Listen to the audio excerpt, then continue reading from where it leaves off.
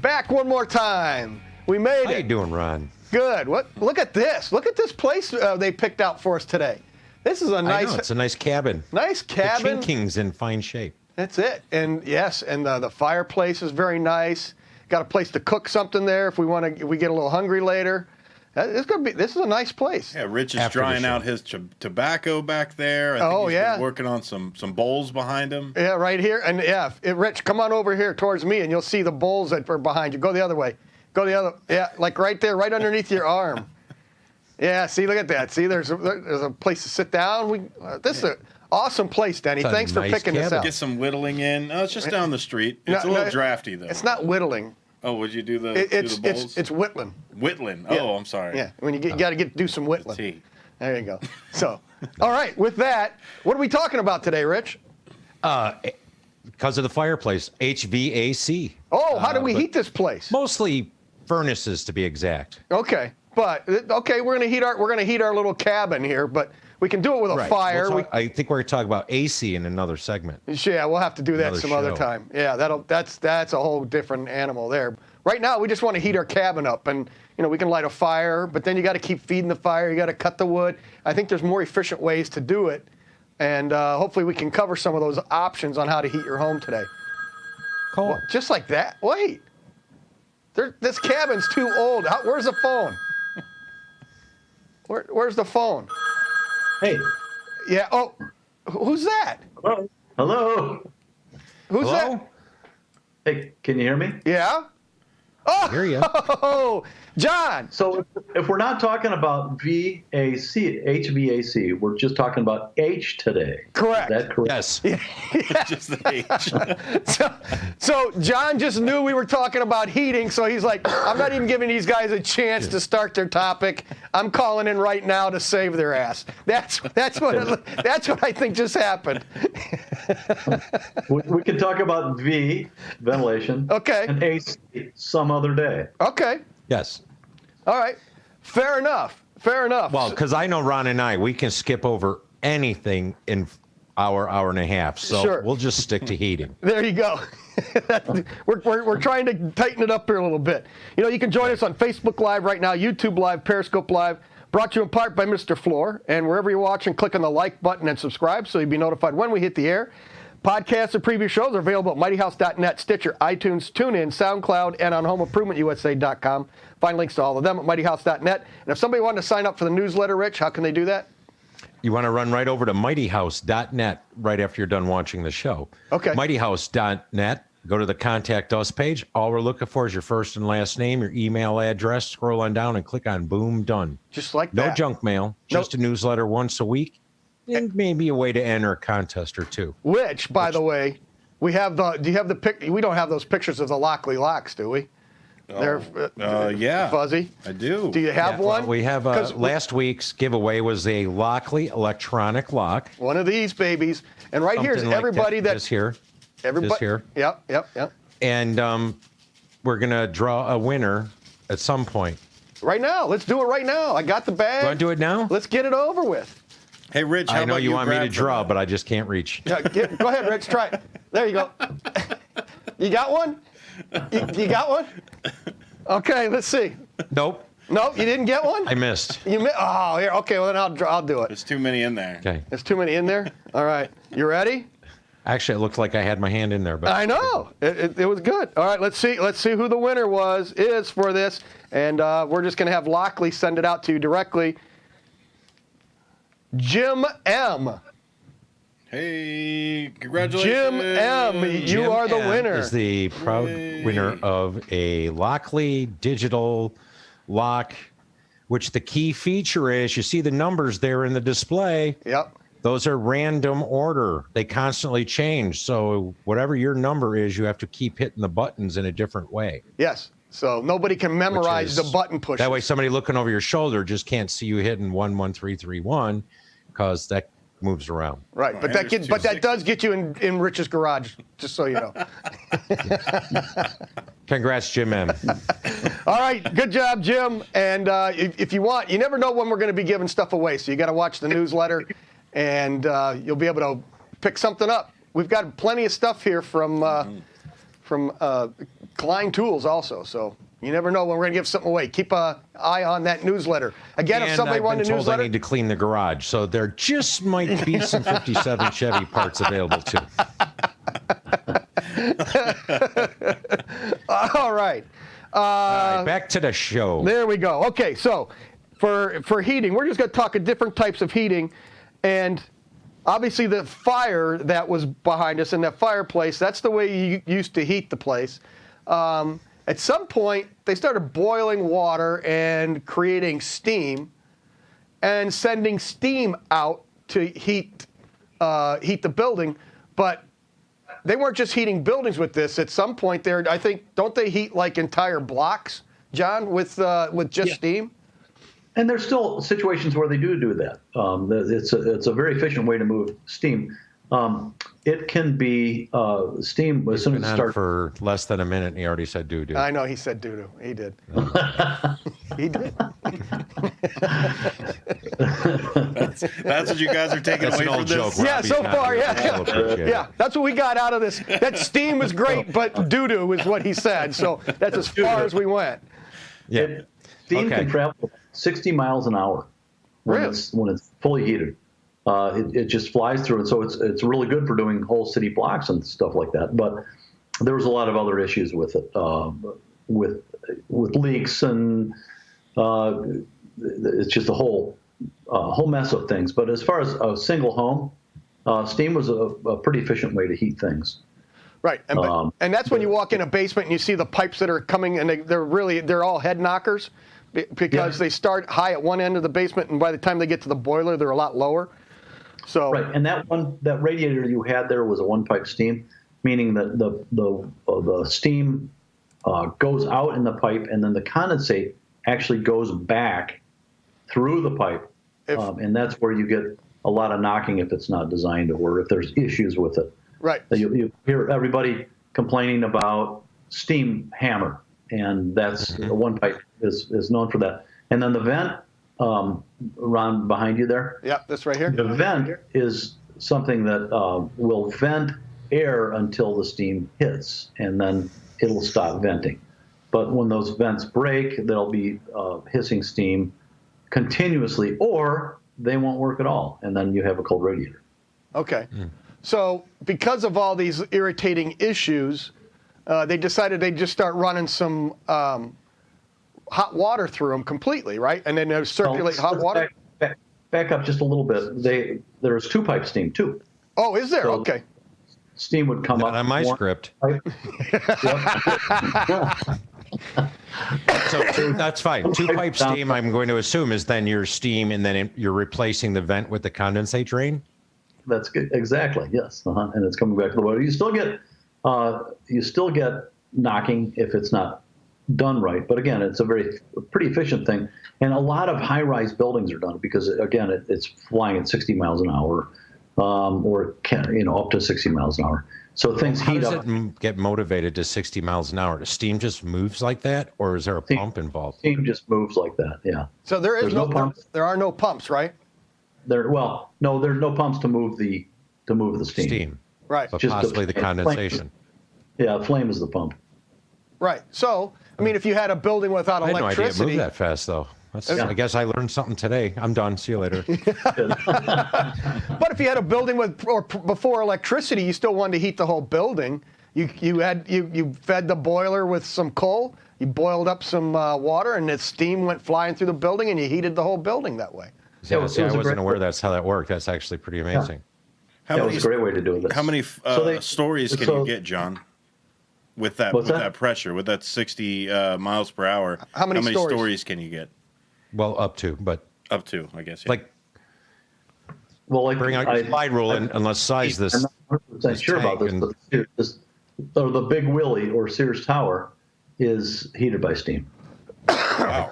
Okay. So in a lot of high rises and things like that. So you can it's pretty unlimited what you can do with it. And that's the versatility of it. That is beautiful. And that's a system that's hundreds of years old. It's still working today, and is the most efficient way to heat in certain instances, which is pretty cool. Yeah. Okay, what do you got next up? And there, then the folks? next. Look at Go that. ahead, Ron. That is just a beautiful Ooh. radiator. I just liked that picture. Yep. That Ron, lovely. yeah. Is that Forged or that cast radiator iron. hot water?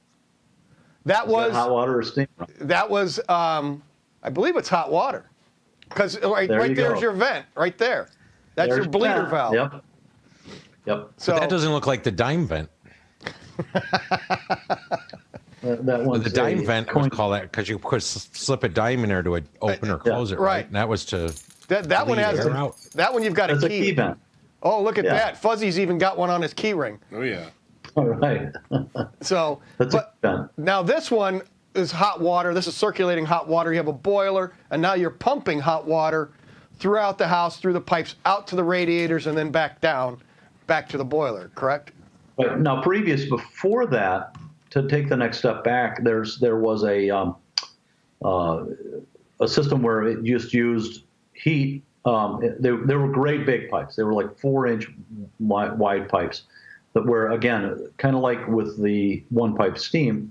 It would the heat would travel up the top of the pipe and down the bottom of the pipe, and that was a convection type system, and that was 4 were readily available, and again that was you had to heat it up to really high temperatures, and then it would circulate on its own, and then they came up with pumps. Got it. And then the pipes got smaller after that. Well, that's probably had to do more with the advent of electricity in the first pump, right? So then they could downsize that and get the hot water pushed through everything. Exactly, and then you didn't have to heat it up quite as much to get it to circulate as well. So that was an efficiency thing as well. Excellent. Yeah, my grandmother had them just like that. And she said, "Don't touch them; they're hot." Shit. Now I know what hot means. Yeah, that's for sure. All right. So then, okay. So now Bob, there's check another. this out. Touch this. Yeah. So there's another the one little there brother. that's underneath the window. Again, you can see the pipe right there. It's going down in the floor. There's probably a pipe at the other end does the same thing, and that's just a cast iron radiator that is circulating hot water through Pillow it. there. Yep, typical cast iron radiator. They're great. They're really it's an amazing efficient way to heat, is it not? It is an amazingly efficient way to heat because heat water transfers is able to hold heat better than air. And so it's able to bring it up to the area that needs to be heated, and then transfer the heat at that point. Right. And so it's a way more efficient way to do it than typical scorched air. Scorched air.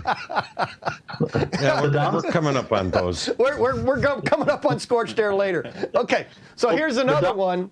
Now Okay. this, Oh yeah. Awful It's a looking. baseboard heater. yeah, this Yep. is fin tube, right? Yep. And so Yep. that just has a copper tube running through it, and it's got all these little metal pieces on it to help pull the heat off of the pipe. And so you've got hot water circulating through there. Not a very efficient way to get heat to things, I don't think. John can correct me on that, but it does work, and it is another option. It's still fairly efficient. It's not quite as good as a cast iron radiator. It doesn't hold the heat as well. So one of the issues you have is somebody wants to put an addition on their house, and you've got all this beautiful cast iron radiators, and then the hack heating guy or the carpenter contractor decides we're going to save a few bucks and we're going to put this in combined with those cast iron radiators.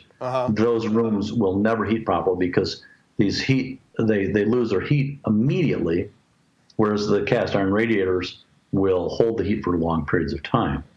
The other thing is to get enough heat in these things, you have to heat the boiler up to 180, 190 degrees. Whereas the cast iron radiators, you could be at 150, 160 degrees, and they would be. So it's way out. It throws it out of balance. And so we run into these every day, where we have situations where the rooms are uneven because of the different types of heating, the convectors. Right. Yeah. So selling that as a hybrid system, not a good idea. Not a good idea. Okay. Good to know. And is that Because you can get the cast iron it's a lot more radiator work than still, putting it. salvage places and things like that if you're doing an addition on a older home. And I'm sure, do they still make cast iron radiators? They do. It's extremely expensive, but it's a wonderful heat. Yeah. Yeah, no, I've been in houses with hot water heat, and I mean, it's amazing because you don't have that dry nose, and it's just not, like you said, scorched air. Yeah. So now, could you take if you had some of these, could you run these through a separate pump system and a separate thermostat, so that now you're circulating different water and blend it so that this is like running on a separate system off the same boiler to try and balance all that? Like I said, there's ways to do it. Okay. But it's in a lot of cases you're better off putting that cast iron instead of putting in the copper fin tube. Got it. But again, if I was doing, let's say I had a small house with 2 or 3 radiators in it, and I was doing a huge addition, then I could pull the cast iron out, put all fin tube in, and then adjust everything to still be matched. Right. Sure, you could, yeah. Still less efficient, as you said, but it takes up less space. Controls. Yeah, different controls or different piping. And then I see what we've got is the European radiator there. Yeah, this was, I think this was Runtal. A lot of times we'll put these in bathrooms or limited space. People like to put those in bathrooms. Yeah, it looks like a headboard. They're great. They're really great. They're a little on the expensive side, but they're stylish. They're easy to match the decorating in the house, and they do put out a lot of heat. So these are more acceptable with working with that cast iron. Got it. Yeah. Got it. Okay. And so are these just more surface area to heat up as opposed to a copper tube with aluminum fins on it, so it's getting a little hotter or better transfer of the heat? Yeah, there's a little more mass to it. Got it. Okay, what do you got next for us there, Fuzzy? Oh, my favorite. Oh, radiant floors. I love radiant floors. My whole house is radiant, and it is the most comfortable heat. It's the entire house is even and comfortable. We could keep the thermostat at say 68, where you normally want to keep it at 72. Right. So and the floor is warmer than the ceiling, which is the exact opposite in many situations. Yep. Mm-hmm. And I would have to agree. My garage, I love being in my garage in the winter. It's nice and warm. Well, it could be 20 below, and you can walk around the garage barefoot. Yep. Yeah. Yep. I think your wife likes you to be on your garage too, I believe. Well, yes, she does. She locks me out there a lot. Just go to your garage. Leave me alone. So, I can go out there, and it is by far my favorite heat in the house for sure. Yeah. Okay. And that picture is not super clear, but that looks like it's one of those foam base layers that the tubing is snapped into. Yeah, it does. Yeah. So there's come a long way. I mean, I think the first system I did like that, we did over a wood deck where we had, U-shaped staples, and we put all the tubing down. Then we poured 1.5 inches of lightweight concrete over the whole system. Yeah, that's the way my house is done. Yeah. Okay. And we didn't have these cool little snap-in grids back then. Right. So. Well, and these are usually reflective on the bottom. They have foil back, so then you have a radiant barrier so that you're not pushing it down. You're actually forcing that radiant heat back up. Right. Yeah, quite a bit more efficient. So now this has to be evenly spaced. This isn't just a willy-nilly thing. You guys got to plan this out when you're getting ready to do this, correct? It's not. Yep. There's a lot of planning that goes into this system.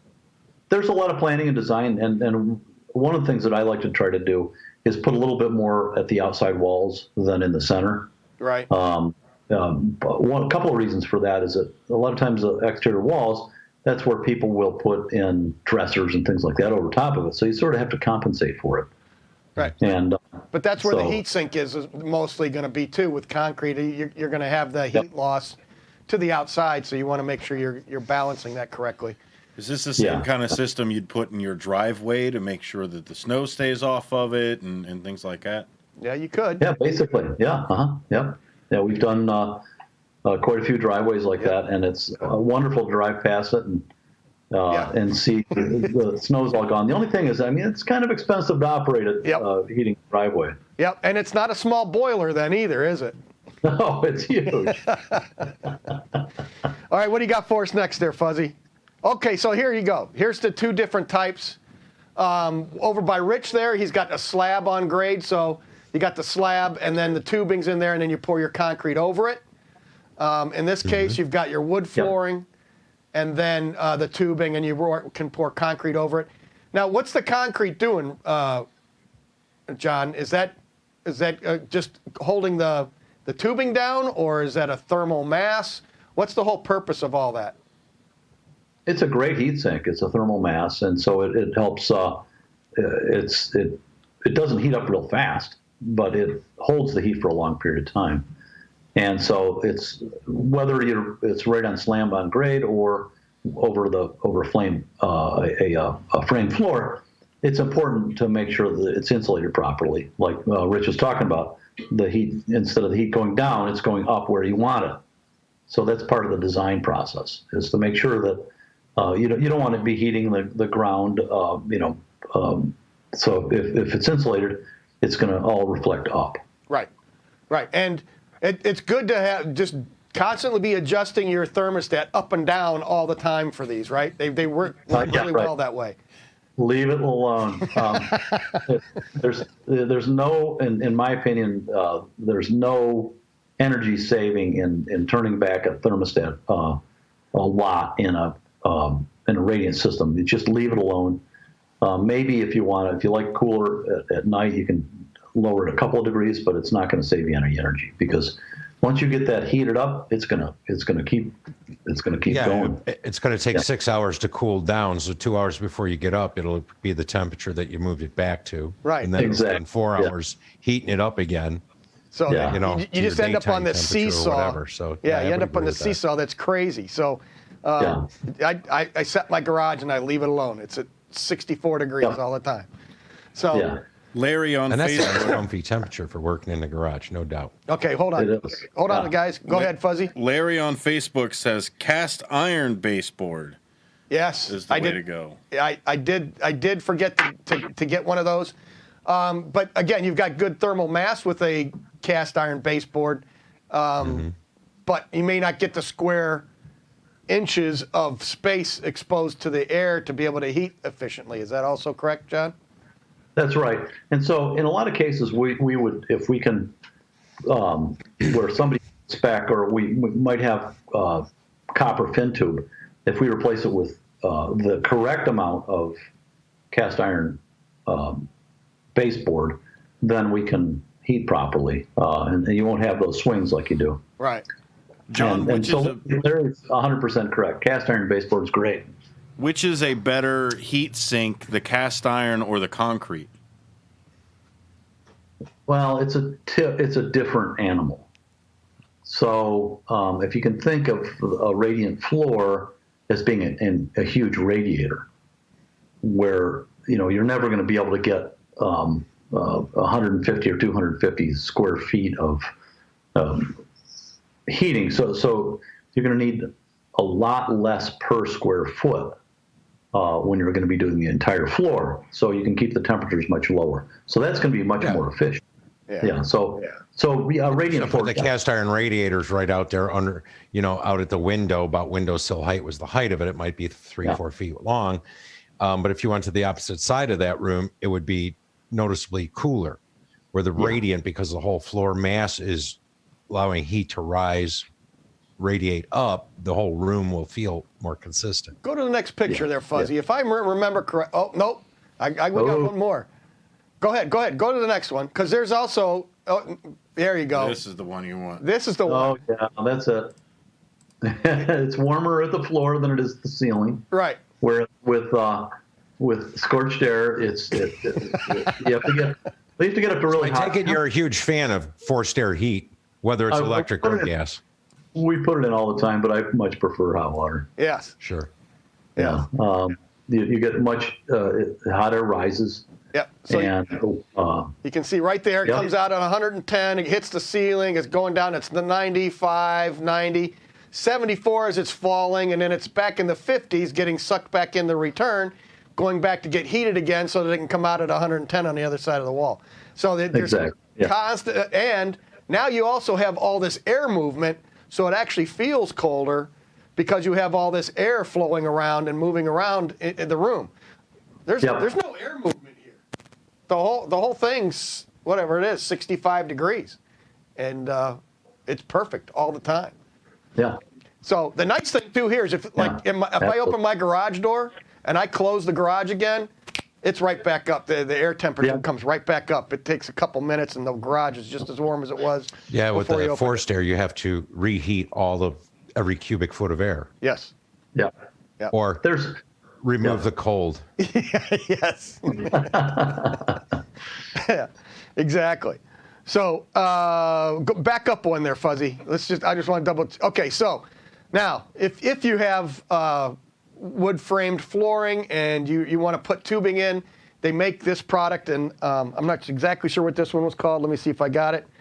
That looks like warm floor. Okay. Isn't it? Yep, it's warm board. Yeah. Warm board. So it has the radiant barrier there, and then you on top of the wood, and it's got another separate coating, and then the tubing snaps down into the plywood. Have you used? And the interesting thing about warm board is you send your plans into the warm board. They design the system around it, and they send you out all the components. Right. All designed. It's a pretty neat company. So. And it's funny because you're showing hardwood going over that tubing. The radiant heat will not shrink the oak floors the way forced air will, because it doesn't dry the air and remove the humidity from the wood. Correct. Right. Not as much.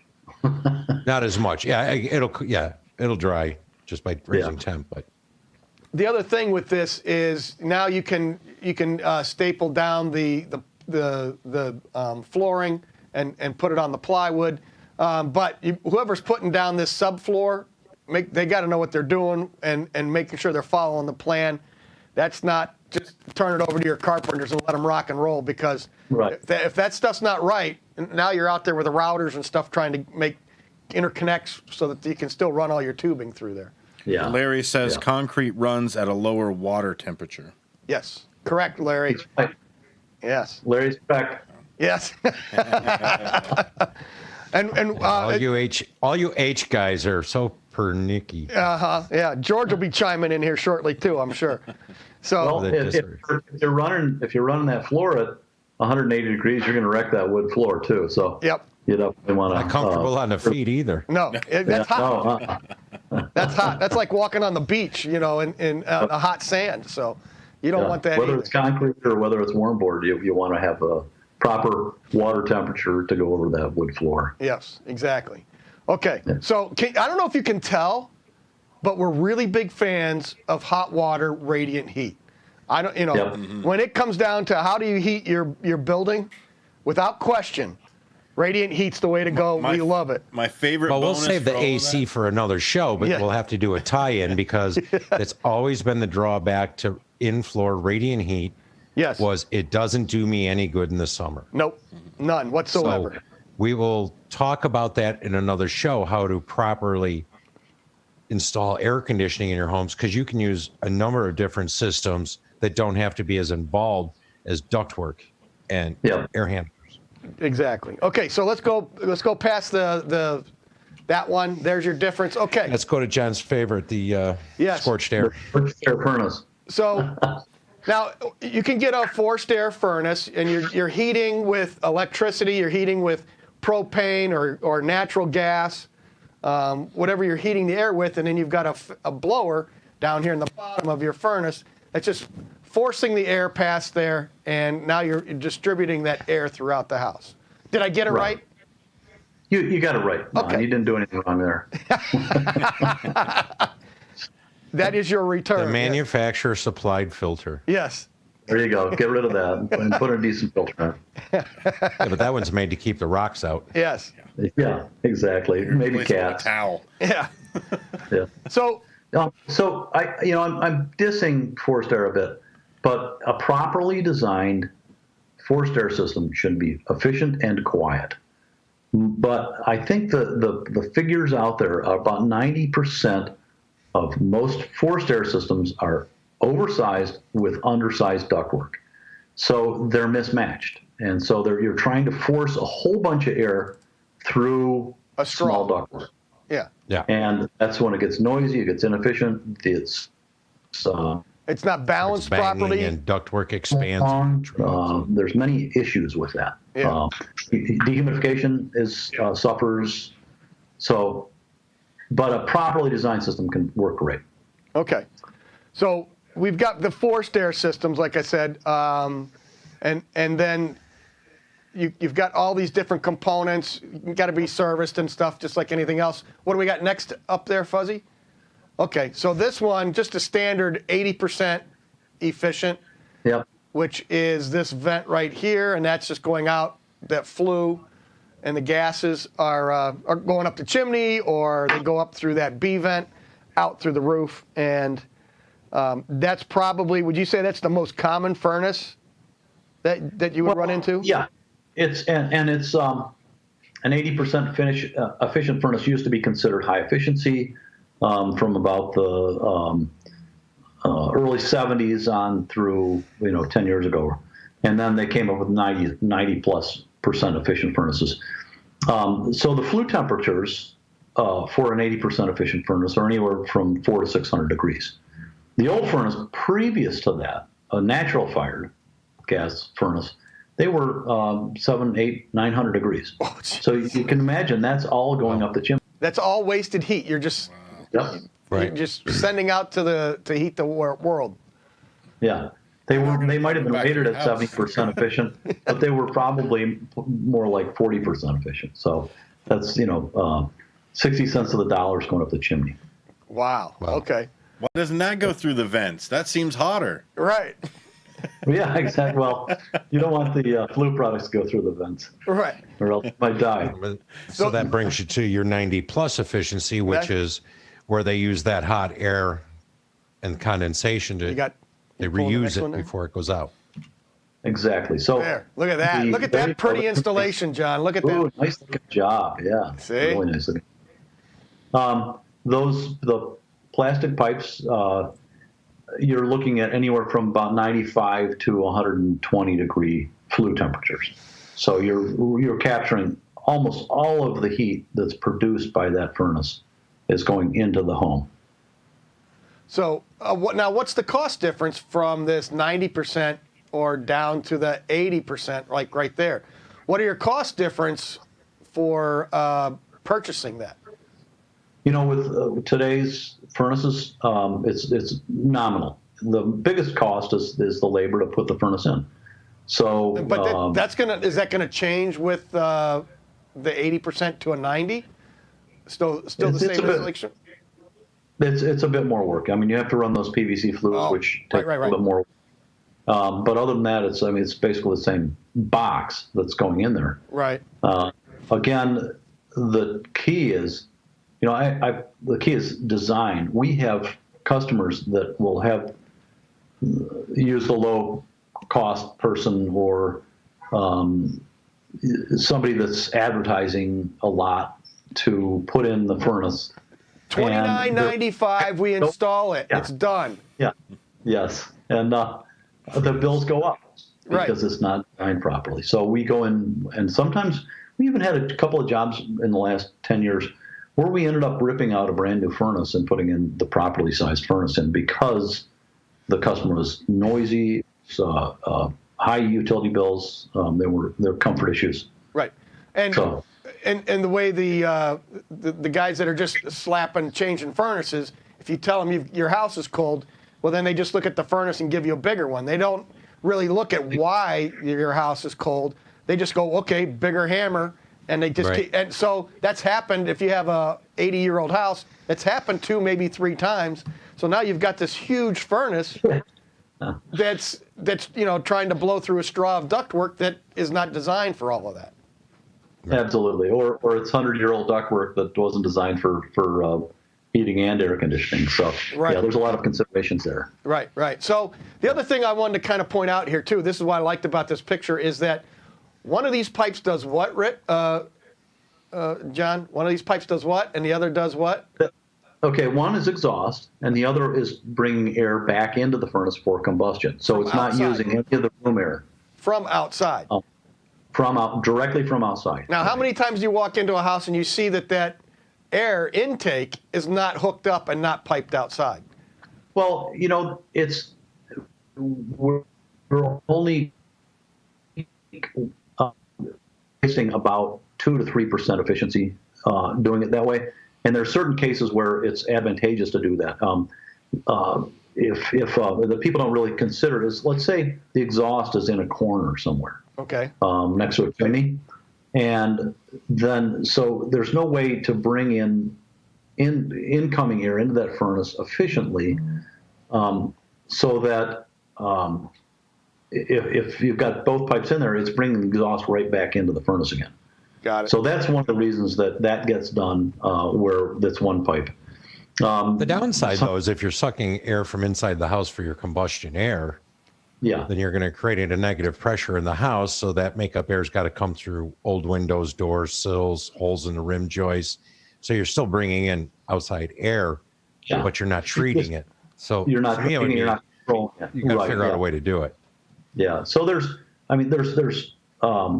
ideally it's 2-pipe like it is. That's a really nice job that they did there.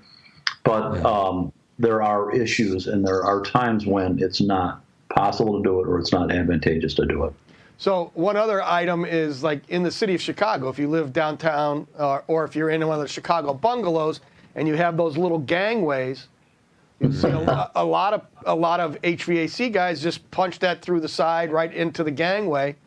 But that's not up to code to vent through there or to vent or to get fresh air through there, right? It's not kosher. You're supposed to have 10 feet between buildings minimum. Okay. And how far away from a window?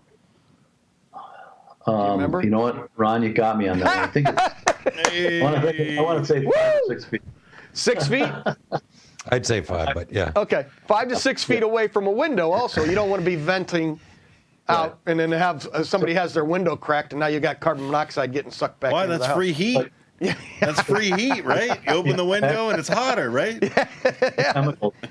There you go. It may be 5 or 6 feet away from your window, but not away from their window. So if you live in the city of Chicago or you live in a city that has tight gangways between the housing, the buildings, you vent to the backyard or the front yard, or you go up through the roof, and that way you're venting properly. You're gaining your makeup air from the right areas, and also.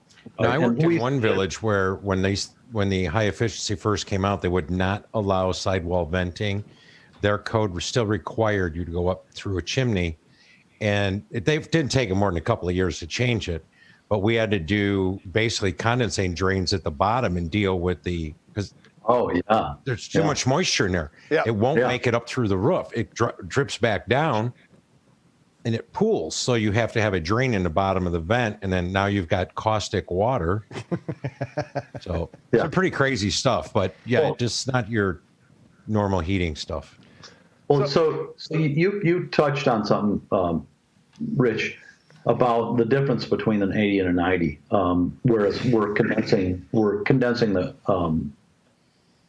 flue gases, and that's how we're getting the extra 10, 15, 20% of efficiency is by capturing. It's changing from a vapor to a water state, and we're actually able to capture that. And again, like you said, it's caustic water. There's all kinds of chemicals in there. It's pretty acidic, but that's how we're capturing it. But then the early 90% efficient furnaces, or some of the ones that are actually even produced today, if they're not installed properly, they can rot out very fast. If they're not perfectly level and the pitching's not just right, and so that's some of the things you have to consider when you're installing that as well. Okay. Well, I think that's what hurt the market. I mean, I'm old enough to remember the days when they first came out, and most installers or most companies wouldn't even sell them. Yeah, because they weren't really sure how they worked, or the service was iffy, and then they were so much more expensive that a single service call would wipe out anything you thought you saved in gas or electric usage. But I can tell you for a fact that's changed. I mean, it's all we use is super high efficient stuff, and it's just the norm, and we don't have warranty calls on it. Yeah, it's great equipment now, and it doesn't matter what manufacturer it is that's out there right now, as long as it's installed properly. Yes. So the other thing too is you can get a box like this that doesn't take gas. It is, yeah, you got it, Fuzzy. You were perfect. You were right on the money. I was pointing in the right direction. Is electric heat, and you could have electric heat elements. Do you want to even chime in on this? Because we don't run into it in my area. I have electric strip heat in my house. Yeah. Okay. I turned it on in July of 2013 to see if it worked. Then I bought the house and I haven't turned it on since. So, okay. So now other parts of the country may not have any other option than electric heat. They don't have access to gas. They don't have a propane tank. So they're heating with electricity. And what's your opinion on that efficiency-wise there, Jon? Well, okay. So, Ron, only a few blocks from where you live, there's an entire complex that's all electric. And so that they don't have any choice, and so it's expensive to operate. And so what we do whenever we can, if we've got the space, is we'll convert that to a heat pump, so that it'll be creating heat from the outside, and that only during the really really cold weather do those heating elements kick on. So that perfect segue there, Jon. Perfect segue. Well, because honestly, Ron, and you know it, is that electric heat is 100% efficient. Correct. There is no loss, but you're depending on your electric rates, it's still not cheap. Yeah, and it takes quite a bit to get the BTUs out of it that you need. So, but in the case of a heat pump, that's kind of like the best of both worlds, is it not? It is. It's wonderful because it supplies your air conditioning in the summertime, and then in the wintertime. If most of our temperatures are, what's the temperature today? About 30 degrees. 84. No, not for you. 34. 34. Okay, so it might be the seasonal efficiency, or the I can't remember the term for it, but it might be two or three. Seasonal energy efficiency rating. The COP. I can't remember but it's the heating the heat pumps. Yeah. Okay. And so anyway, it could be 300 to 400% efficient, whereas a electric furnace is 100% efficient. It's kind of it's not the most accurate way to say it, but yes, it's drawing air. It's going to cost you 20 or 30% less than the. And of course, what Ron has up there is a air source heat pump, but you can have groundwater heat pump. Yeah. You can have well. You can have lake. Yep. It's where you stick your tubing, where you're drawing your hey from that you're going to pull heat from or cooling from. So careful where you stick your tube. That's right. You get in trouble for that, Rich. You should know that by now. Yeah. Really. So the air source heat pumps. There's groundwater heat pumps, and with the Earth supposed to be, in the Chicago area, a constant of 52 degrees. In Florida, it's probably a constant of what? 80? 74. 87, 80 degrees. No, I think our groundwater comes out at 74 degrees. Wow. Okay. Yeah. So you can draw a lot of heat from that. You can draw a lot of, you can put a lot of heat down in the soil in the summertime as well. Right. So that's a really efficient way to do it. But you need to have wells, and wells are not cheap to dig. So, but the air source heat pumps, they work pretty decent. And go on to the next one there, because there's a couple different. No, back up. Okay, so I was going to get one more, because there's also mini splits, correct? Yeah. And some of those you can run down into the 20s, correct? Oh no, you can go down to 15 degrees below zero, and they'll still be producing heat. Okay. See. Yeah. So they're really, really efficient now, and same with the standard air source heat pumps now are getting extremely efficient. Are they? Okay. Yeah, that's part of the. Without getting horribly technical, the inverter technology. It's a compressor inside of it that is really extremely efficient now, and it's able to speed itself up and slow itself down as it needs to. And so that's what has made those things much more efficient. Okay, so now can we use a heat pump to heat the hot water, to circulate that through the house to heat the house, and then also use that same heat pump then to condition the air and blow that around the house in the summer and cool it off? Well, why don't you make domestic hot water while you're at it? Yes, we could do that too. Come on, John. You can do that. And they actually even just have heat pump water heaters. Oh yeah, that's true. Ream has one. Yeah, the now. hybrids. We use those. I use those for Yeah. my 80-gallon tanks. Those things are cool. They're great. Yeah. So yeah, you can. It gets a little more complicated when you're trying to get do it all from that source. But yeah, there's ways to capture the heat that you're creating during air conditioning. There's ways you can capture the cooling, and that again, there's some great new technologies coming out that'll make. Actually, they're really old technologies, but now they're getting more Refining feasible. them.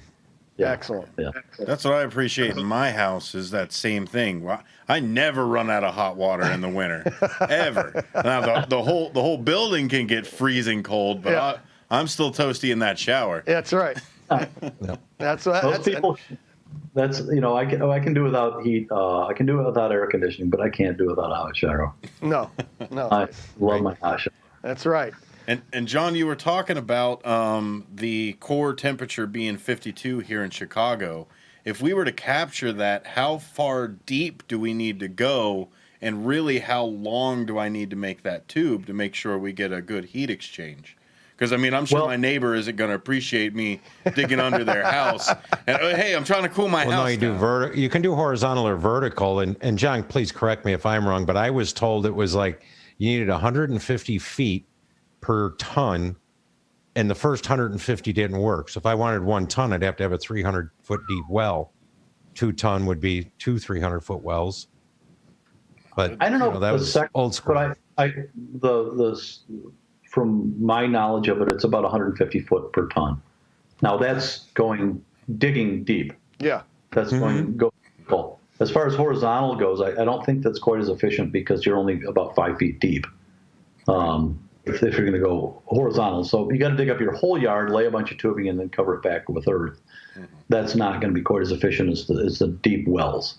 Right. But if you lived on the end of a cul-de-sac with the retention pond that always had water in it, you could actually bury all the tubing in the retention pond and then have that run to the 4 or 5 houses on the cul-de-sac and use that all at once. Yep. Sure, great. And then you'd have a skating rink. Yes. Yes. I mean, that's the thing. It's like anything, like you opened out with the hot water heat. It has to be planned. If you plan for it, you can do it. To retrofit those is difficult. Yeah.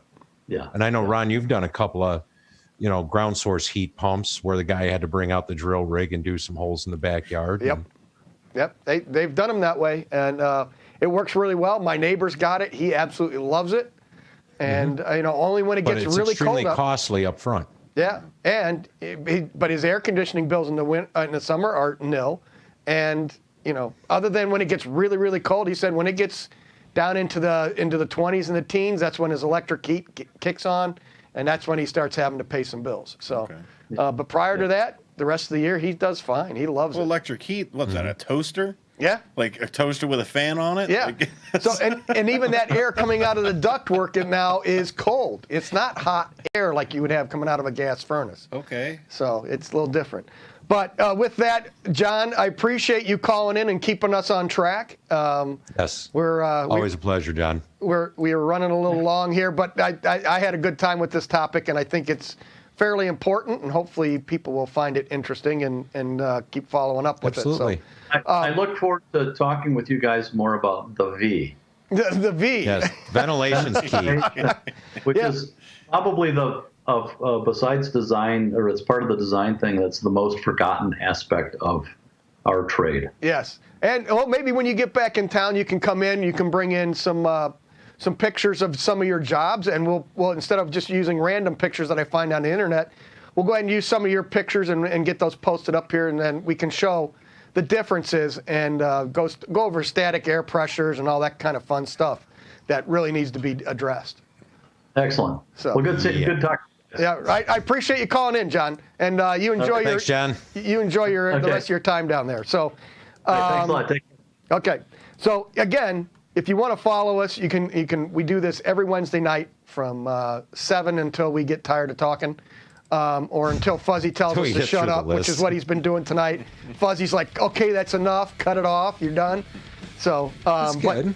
Podcasts and preview shows available at mightyhouse.net, Stitcher, iTunes, SoundCloud, and on homeimprovementusa.com. And if somebody wanted a newsletter, Rich, how can they do that? Get over to mightyhouse.net. Click on the Contact Us page. First and last name, email address.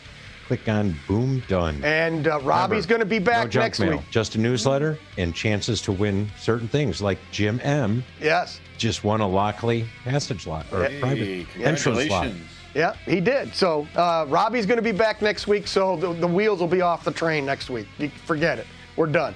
So What are we talking about next week, you think? honestly, you know what? I didn't even look it up. You're going to have to pay I attention. did look today, and I don't remember. You should sign up for the newsletter. You sign up for the newsletter, and you'll find out what's going to be up next week. So with There you that, go. Plus, there'll be a link to this show. Yes. In case you wanted to pass it on. that's right. All right. Have we? Did we do a 2-minute thing here yet? Oh, yeah. We blew Yeah, past whenever it. you're ready. All right. With that, for Rich Calgill, I'm Ron Calgill. Keep it square and level. Until Until next Wednesday. Next Wednesday. Yeah. That's it. Wednesday.